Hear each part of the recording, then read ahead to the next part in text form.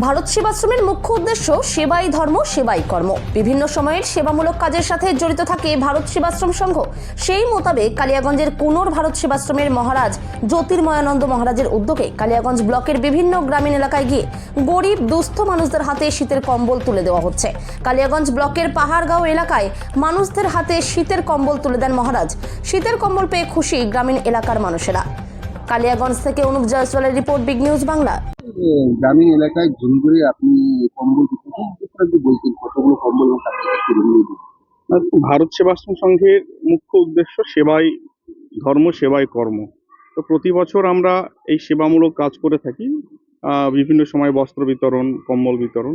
তো তারই একটা অঙ্গ হিসাবে আমরা বস্ত্র বিতরণ করব। আজকে 5 শতাধিক নরনারীকে, গ্রামীণ স্তরের মা বোন যারা আছে তাদের হাতে আমরা এই কম্বলগুলো তুলে দেব।